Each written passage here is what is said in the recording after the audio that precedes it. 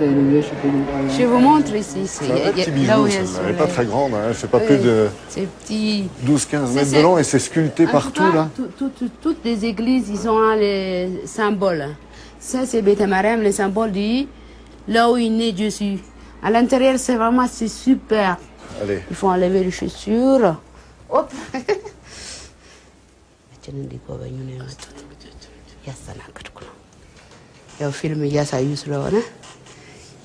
Sophie, le pilier central là, est recouvert. C'est le fameux pilier. C'est la seule église, je crois, qui a un pilier comme ça. Oui, voilà.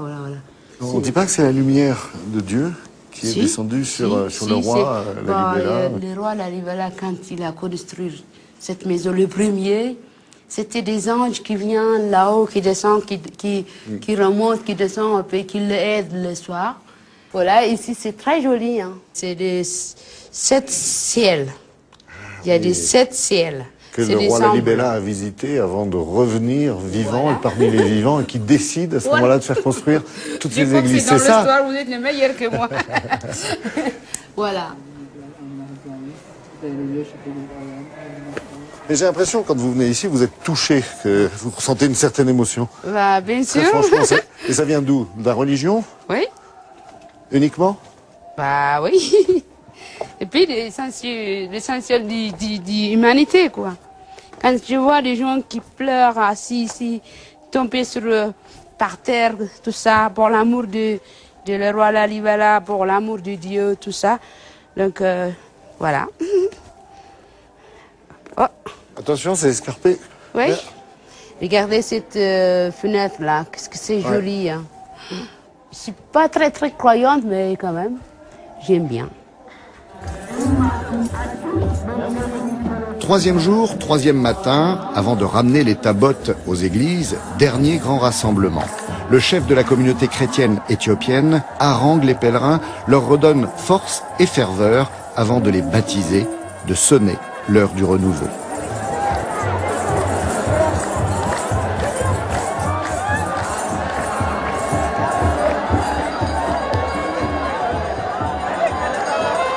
Ultime procession après 2 nuits de prière et des kilomètres avalés sous un soleil de plomb.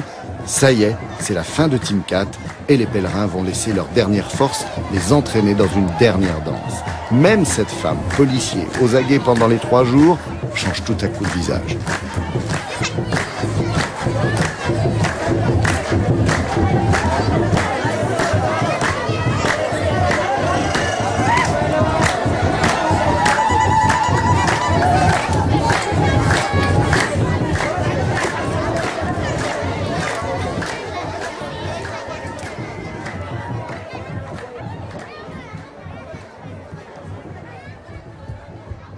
Quand on parle de Lalibela, on dit aussi la Jérusalem noire, la Jérusalem de l'Afrique ou encore la Nouvelle Jérusalem.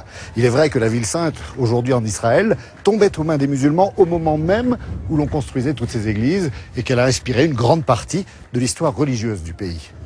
Il y a en effet non seulement des chrétiens, mais aussi des juifs dans ce pays. Les seuls juifs noirs au monde et dont la communauté s'est fixée pas très loin d'ici, aux alentours de Gondar, l'ancienne capitale du pays.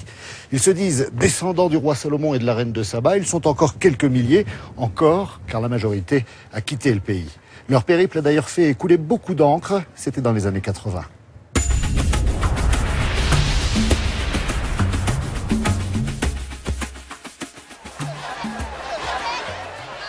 Dans les années 80 et 90, Israël a organisé les opérations Moïse et Salomon, 2 opérations d'émigration de près de 30 000 juifs d'Éthiopie. Ils s'appelaient les Falachas, les hommes sans terre. Ils ont pu bénéficier à ces 2 reprises du droit d'émigrer en Israël, selon la loi du retour, en prouvant qu'au moins un de leurs parents était juif. Longtemps, ils ont été persécutés, considérés comme une basse classe sociale. Des impurs qui n'étaient pas à leur place en Éthiopie et qui rêvaient d'une terre promise.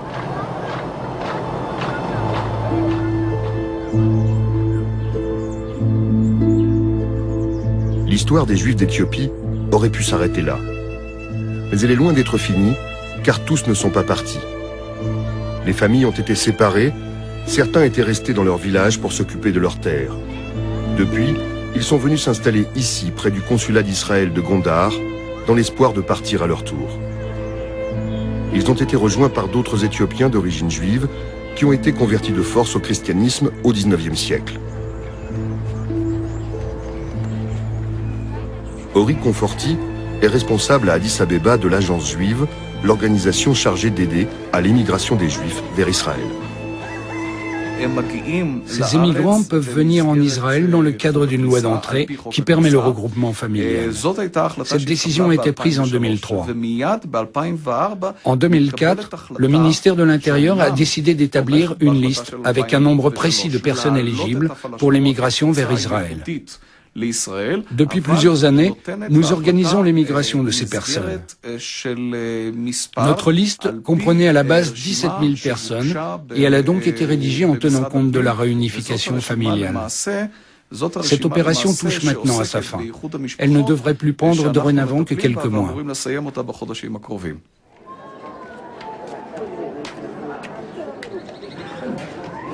Sur cette liste, aujourd'hui, il ne reste plus qu'1 millier de noms. Moins de 1000 personnes qui partiront dans les prochains mois. Mais ici à Gondar, ils sont plus de 13 000 qui attendent leur départ.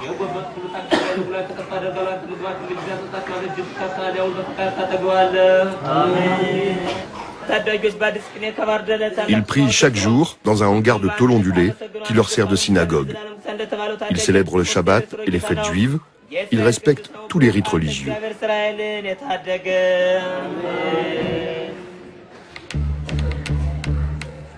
Ils se préparent depuis des années. Ils apprennent à lire et à écrire l'hébreu en prenant des cours quotidiens financés par une ONG juive nord-américaine, Nakoej.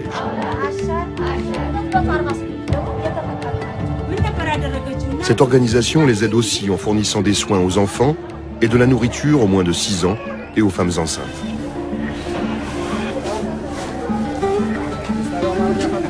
Mali est cuisinier pour l'ONG. Et il est l'un des rares à avoir un travail fixe. Les derniers juifs d'Éthiopie vivent dans la précarité. Ils ont vendu tous leurs biens, ils n'ont plus d'emploi, ils louent des chambres d'arrière-cour à des prix exorbitants.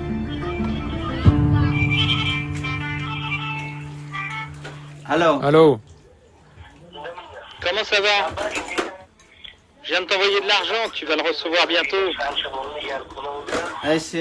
Bien. Et ça en est où en Israël pour mon cas? Pour l'instant, il ne se passe rien. Tu t'en occupes, hein? N'oublie pas de m'aider. La vie à Gondar est chère, tu sais bien. Allez, ne nous abandonnez pas. Ciao. Ma famille est partie sans moi, parce que moi j'étais resté au village pour m'occuper de la récolte. Ils étaient à Gondar et je leur apportais de quoi se nourrir. Un jour, je suis venu ici et mes parents, mes frères et mes sœurs, ils étaient tous partis.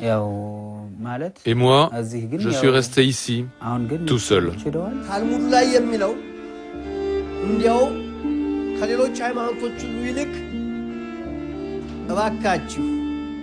Régulièrement, à la synagogue, à la fin de la prière, Guétou, le responsable de l'ONG, monte sur l'estrade. Il extrait un bout de papier de sa poche. Il s'agit d'une partie de cette fameuse liste envoyée par l'agence juive, avec les noms de quelques dizaines d'élus, ceux qui partiront dans quelques jours pour la terre promise.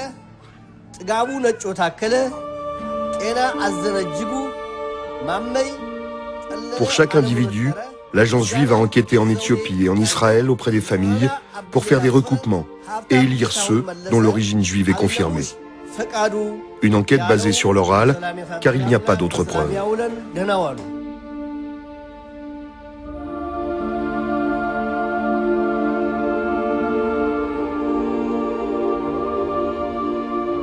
Il ne reste plus dorénavant que 940 personnes inscrites sur cette liste, et ils sont plus de 13 000. L'espoir se rétrécit de mois en mois, comme une peau de chagrin. Ces gens n'ont rien, rien. Ils ont déjà vendu leurs terres, toutes leurs propriétés. Ils n'ont même pas un centime dans leur poche. Beaucoup souffrent de maladies ici. Ils payent une chambre 80 beurres par mois pour une pièce grande comme celle-ci, et même plus. Mais si l'agence juive maintient sa décision, ce sera très dur. Où peuvent-ils aller? Aujourd'hui, Mehdi était sur la liste. Dans 2 jours, elle part pour Addis Abeba, puis pour le grand voyage. Là-bas, je trouverai un travail. Je suis prête à faire n'importe quoi. Laver par terre, même laver les chiens des riches s'il le faut. J'emporte juste une valise. Dedans, je mettrai du poivre, des épices, de l'huile pour cuire des galettes, des cuillères en bois et quelques vêtements pour les enfants. De toute façon, c'est tout ce que j'ai.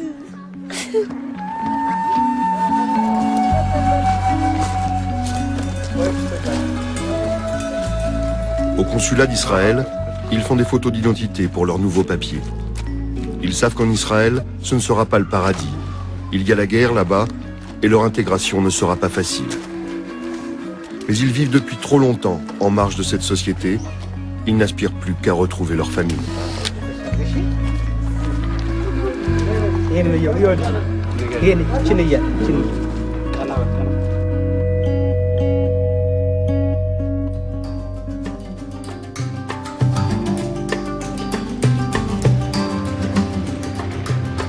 En route vers le sud, ce sont les grands plateaux que l'on traverse. Des plateaux sans fin où d'un village à l'autre, on croise paysans ou écoliers. C'est important l'école. N'oubliez pas que la moitié de la population a moins de 18 ans. École primaire pour les 6-12 ans, des classes bondées où l'on compte en moyenne une quarantaine d'élèves, mais parfois jusqu'à 100 pour un seul instituteur.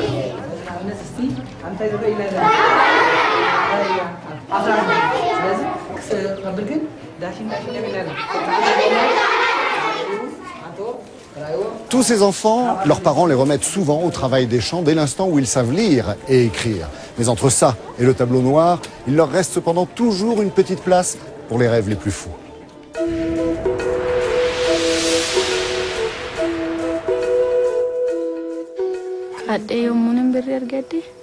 Si je cours et si je gagne de l'argent, j'achèterai un avion. J'aiderai aussi les enfants qui sont orphelins à cause du sida, et d'autres enfants également.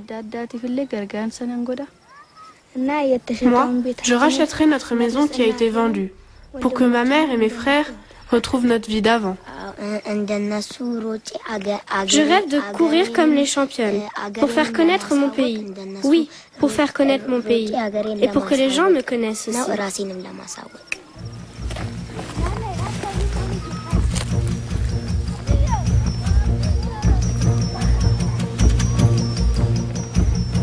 Elles se prénomment Wesney Yalesh, Ayalnesh, Derartu. Elles ont entre 10 et 13 ans, mais cela fait longtemps que leurs rêves d'enfants ont laissé la place à des rêves d'adultes.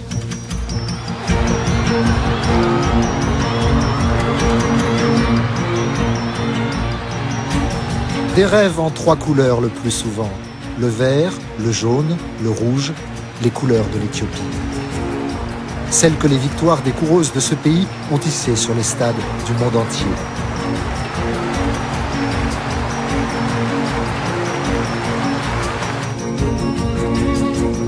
C'est ici, sur ces hauts plateaux situés à près de 3000 mètres d'altitude, que ces athlètes ont construit leur légende.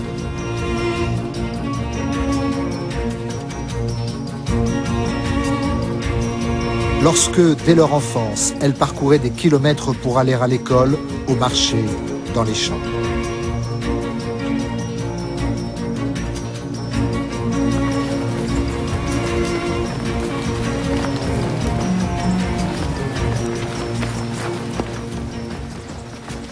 Symbole de la ténacité et des capacités de résistance de tout un peuple, elles sont devenues un exemple pour les jeunes qui espèrent les égaler un jour. C'est en tout cas pour cela qu'ils s'entraînent, même si leurs moyens sont dérisoires. On a de la place pour entraîner tout le monde. Mais il y a des jeunes qui viennent ici qui sont très pauvres. Ils n'ont même pas de chaussures pour courir. Ils ne peuvent pas faire plus que leur force. Ils ne s'entraînent pas tous les jours. Il y a un programme. Un jour de travail, un jour de repos. J'adapte l'intensité de l'entraînement à la nourriture qu'ils pourront trouver en rentrant chez eux. Mettez le dos en arrière. Le dos en arrière. Ciseaux, ciseaux.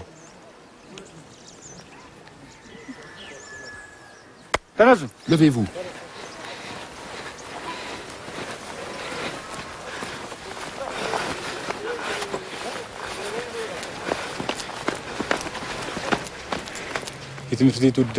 J'ai commencé à courir à l'école et j'ai gagné une compétition. Grâce à cela, j'ai pu intégrer un centre d'entraînement. Tout ce que je sais, je viens de partager avec ces jeunes. Beaucoup de champions comme Sileshi ont débuté comme ça. C'est d'ailleurs sur ce terrain qu'il a commencé à s'entraîner.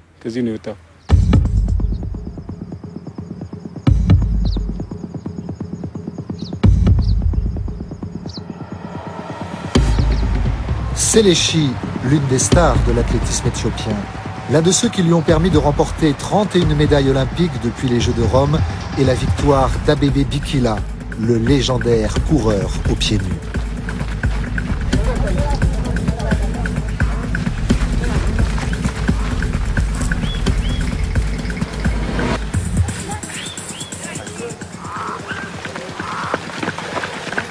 Pour les spécialistes du sport, cette supériorité des coureurs éthiopiens dans les épreuves de fond et de demi-fond serait due à l'altitude des plateaux sur lesquels ils s'entraînent, au fait qu'ils marchent beaucoup également, ou encore à leur alimentation constituée à base d'orge. Mais il y a une autre raison, plus importante encore, c'est que l'Éthiopie est l'un des pays les plus pauvres du monde et que pour ses habitants, courir, remporter des victoires, c'est tout simplement l'espoir d'avoir une vie meilleure. C'est en tout cas ce qui fait courir Wesne Yalesh et Ayal Nesh. Elles sont âgées de 10 et 12 ans. Depuis le décès de leur père, elles habitent avec leur mère, leurs frères et leurs sœurs dans cette unique pièce d'à peine 10 mètres carrés. Ah oui, je pense qu'elles deviendront des championnes un jour. Surtout la petite. Je pense qu'elle peut être une championne. Je crois en elle. Quand je la regarde courir, même quand elle joue, la manière dont elle court à droite, à gauche, je vois qu'elle a cela en elle.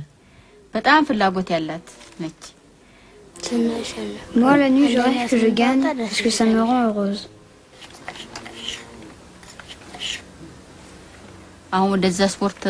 C'est très dur pour moi de dire à mes filles d'aller courir alors qu'elles ont le ventre vide. Si leur père était encore vivant, il pourrait faire plus pour elles. Mais je suis toute seule et c'est très difficile pour moi.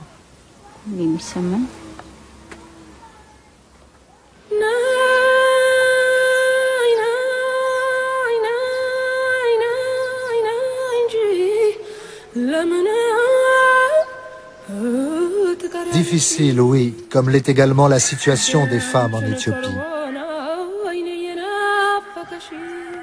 Un pays où l'excision, les mariages précoces sont encore largement pratiqués et où près de 70% des femmes sont illettrées.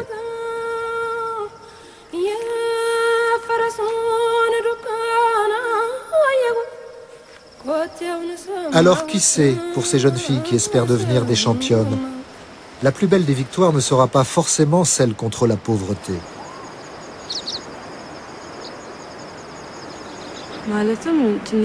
C'est vrai qu'il y a une différence entre les femmes et les hommes. Souvent, les femmes ne peuvent pas sortir de la maison. Elles restent enfermées. Donc, si les femmes sortent pour courir, cela peut aider à arriver à l'égalité. Moi, si mon mari me demande de plus courir, on divorcera. Mais j'arrêterai pas la course.